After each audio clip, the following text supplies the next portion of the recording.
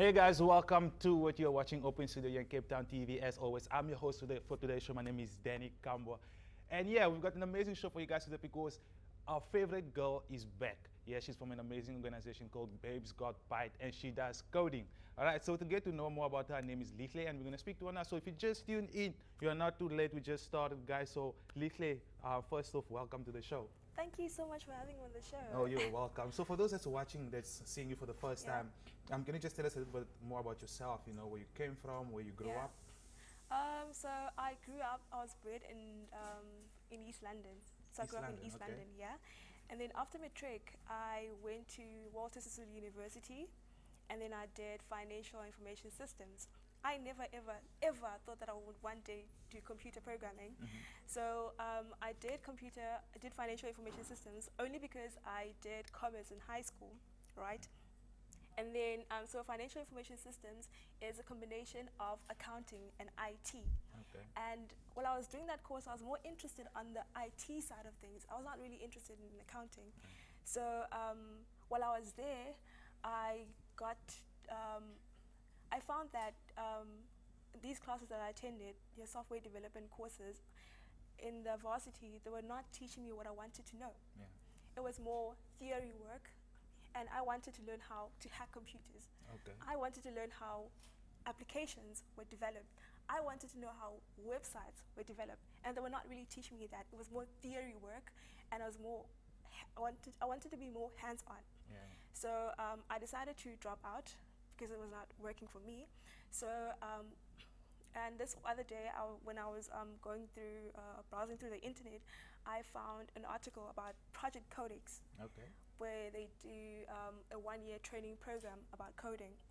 So I got very interested in that, and then I applied, and then luckily they accepted me, and that's where I got to coding. Wow. And I mean, for female, or stereotypically speaking now, it's very seldom that you can find them interested in technology, in particular where you like you mentioned, you want to know how websites are made, how applications are made and stuff like that. So has anything happened in the past that influenced this path in your life, or is just something you decided based on the subjects you chose during school? It was not based on the subjects. It was something that, I don't know, it was just when I was doing that financial information course, I was introduced to coding. Yeah. So for me, it was very interesting. I was very curious about how these things work. So it was not really something that I grew up wanting to be, because my mother wanted me to be an accountant. You know how parents are with these traditional careers, that, oh, maybe you should be a doctor, you should be a lawyer, you should be this and that and that. And I was not really interested in that, so that's why I'm doing computer programming. Wow, and I mean, you are enjoying it. I'm enjoying it, I'm very enjoying it. Because I mean, I can see when you speak about it, like there's so much love and passion about it. Yeah. So, and then you went on to start an organization called Babesgotbytes. Yeah, Babesgotbytes. So tell us about that. What inspired that?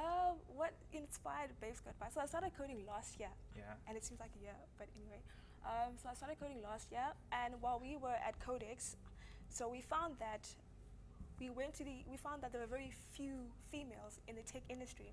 I mean, we used to go to a lot of tech events, your conferences and your meetups. And when you got there, we found that there were no females. You hardly ever find a female in the tech space. Wow. So we ask ourselves, why? Why is that? Why there aren't many women in this industry? So we took it as our responsibility to make more females interested in computer programming. And we realized that a lot of people still have that mentality that a computer programmer is that person, that weird guy that's wearing a black hoodie with 5 computers in front of them and hacking other people. And computer programming is not like that. It's actually the fun side of computer programming. That's why we started. And I think hackers also are used for security purposes. You know, if you can hack into a company's database, then obviously the security system is not strong enough. That's actually one of my goals. That's why I got into coding in the first place, because I wanted to become a hacker and hack other people. That's also thought about. You know, I had friends as well at CPUT that used to hack into the Wi-Fi. That was amazing. And always, when I saw that, I always told myself, I want to be able to do that. You know, so I can relate to what you're saying, and that's cool. So when you started the organization, you know, you spoke about the drive towards it, you know, going into these events, seeing that there are less females that's involved in the industry, and then you guys went on board and wanted to make a change. So Yeah. what does the organization bring? So Babesgotbytes, so the aim of Babesgotbytes is to introduce and empower other women to learn computer programming, Okay. and especially in the disadvantaged areas, because we find that like there are like a lot of organizations that do coding relating stuff, Yeah. but then they're not focusing on the disadvantaged areas, because I feel like nobody wants to go to those disadvantaged areas. So that's why we target those disadvantaged areas, and we want more females to be interested in this Field. in this field of, Yeah. of IT. Wow. And how long has Babesgotbytes been in operation now?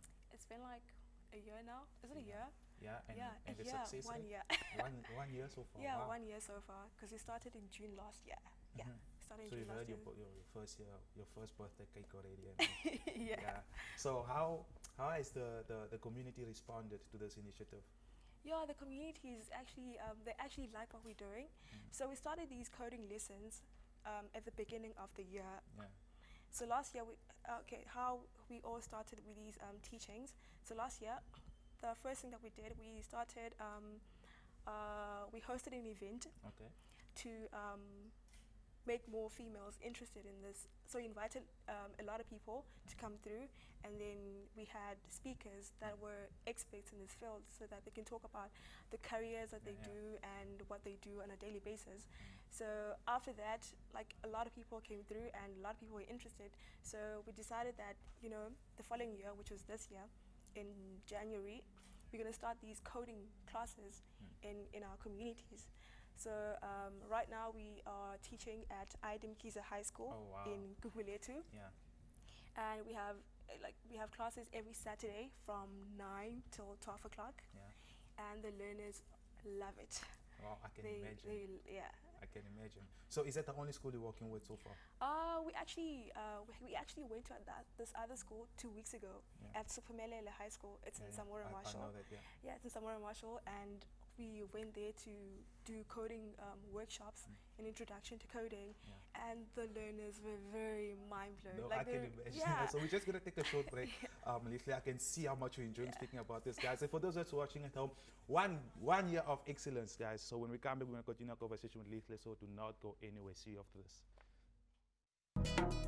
Guys, welcome back. If you just tuned in, you're not too late. You're watching Open Studio on Cape Town TV. So if you're with us since the beginning of the show, you will know that we just spoke about coding.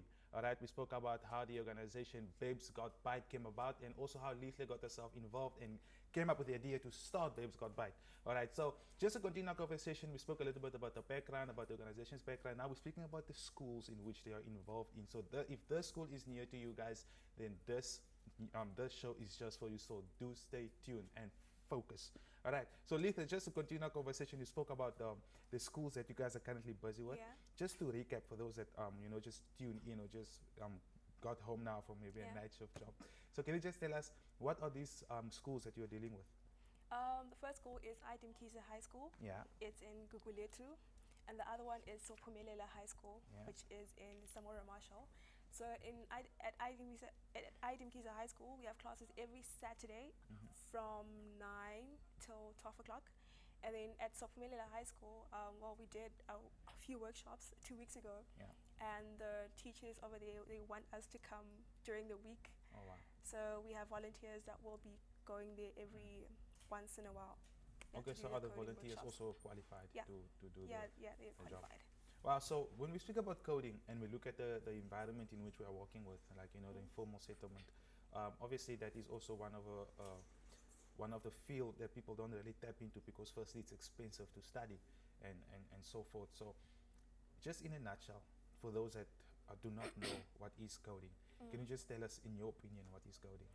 You know, I always say that computer programming is problem solving problems. Imagine you have this idea that you want to create, and you don't know how you're going to create that idea. And creating an application or a website that can actually solve that problem. Yeah. So coding is problem solving. Problem solving. But Coding is telling a computer what to do. Like a computer does not know. A computer cannot do anything without human interaction. Imagine you standing there with your computer on, like a computer. It cannot do anything without you having to. You have to tell it to do this, to do that, to do. So that's what computer programming is. It's telling a computer what to do. It's a set of instructions telling a computer what to do. Wow, that's a nice way to put it. Yeah. And how we tell these computers what to do, we use computer programming languages. So as we are speaking right now, right? We're speaking English. We understand each other, and that's the same with computers. They have their own language that they understand. We have Python, we have JavaScript, we have Ruby. So those are computer languages that a computer understands. So that's coding. Wow. And when you mentioned JavaScript, JavaScript, that was one of the olden language that we got to learn as well when we were in school, and it came with the Microsoft XP, if I'm not mistaken. Yeah. Then you see that application was on there. So within your organization, how do you go about teaching, or what does your programs entail for the children within the schools? Our main focus is web development. Yeah. And the reason why we focus on web development is because we also did web development at school. So that's what we expertise in. So that's why we focus on web development. So web development containing HTML, CSS, and JavaScript. Okay. So that's what we're focusing on. Okay. But we do plan on going beyond that, like bring in more advanced stuff, like your data science and your machine learning and those other stuff. Yeah. Speaking about bringing in big stuff like machineries and stuff, what is the challenge that you guys are facing right now in with regards to furthering this initiative for the less privileged? The challenges that we're facing is that we do not have a space, first of all. So we use the computer's resources for everything, and the school does not have proper internet, and the computers are not really proper computers. So you have this problem whereby when you save work on that computer, it disappears after 24 hours. Oh, so you lose completely everything, like the work that you've done, you lose everything. But then we had this campaign where we were asking people to donate flash drives so that we can be able to save the stuff in the flash drive.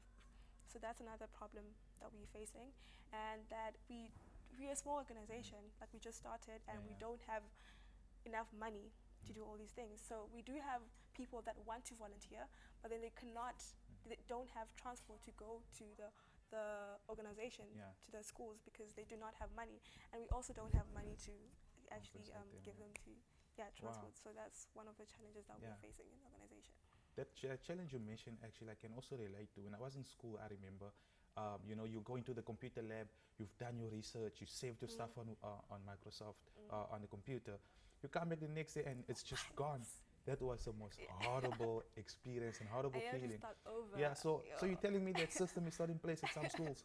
Yeah, it is still in place in some schools. That's bad. Yeah, and the internet is very slow. Like you can't even download stuff on that.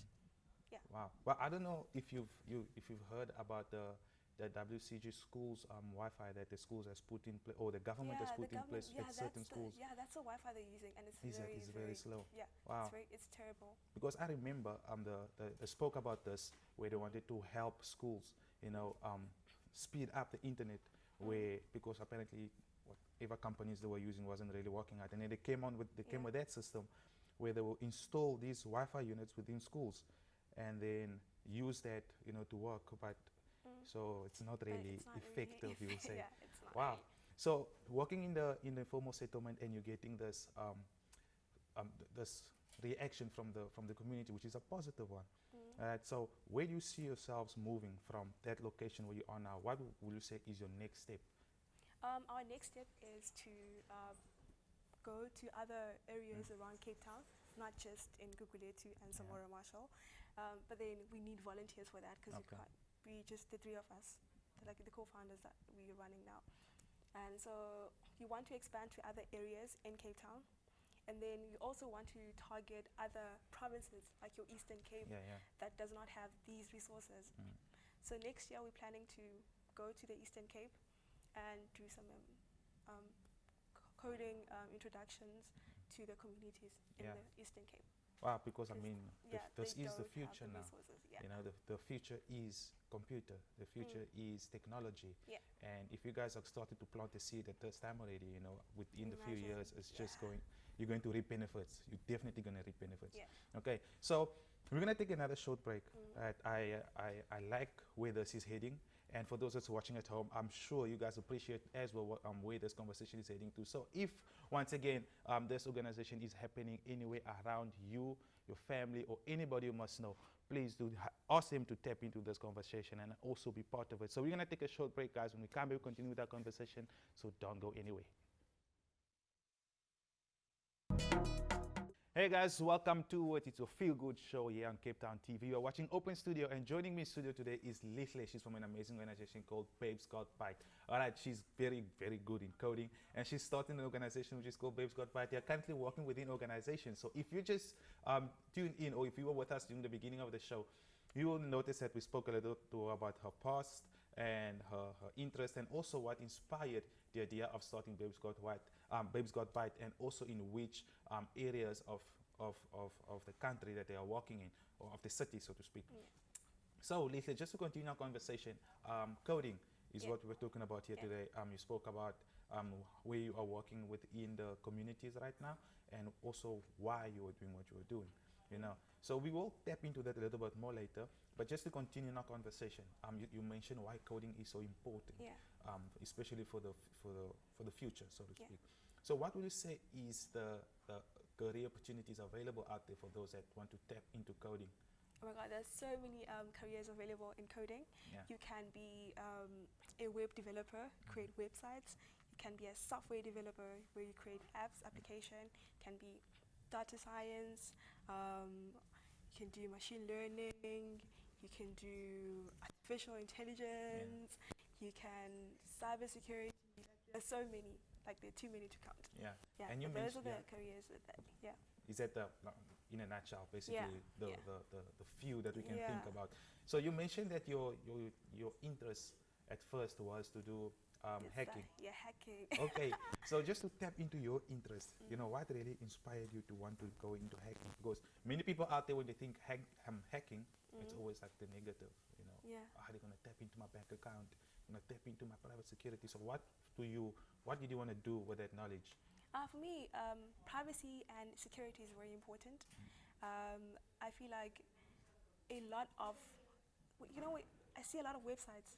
You know, when a website is not as secure, you can see that at the top of the website, that it writes insecure at the top of the website. And I feel like a lot of developers don't consider security. Because when you enter your details on a not secure website, that means that anyone can actually access your details. Yeah. So for me, privacy and security is very important. So that's why I want to get into hacking, so that I can be able to protect myself and I can be able to protect the other people. Yeah. Because like you mentioned, Credentials. privacy and security, which other companies are doing right now. You know, like we mentioned earlier on, where they tap into, or the hire, or maybe a freelancer, where they try and hack into their security system and see how resistant it is to the best of brains out there to think. So just for those that's watching at home, you know, I'm sure there must be somebody out there that has taken an interest into Babesgotbytes, or somebody that knows of somebody that wants to do coding and are staying in the area where you're working in. So how do they get hold of you? How do they become a volunteer? Or how can they become part of the project? Okay. So they can how they can become a volunteer. Yeah. So they can send us an email on babesgotbytes@gmail.com, and then we can send them the volunteer forms. Okay. So because the volunteer forms are not available on the website yet, but they can send us an email. Then we can send them the volunteer forms. And then anyone can come to our coding classes. We don't have anyone can come. Anyone is free to come, as long as you're female. Yeah.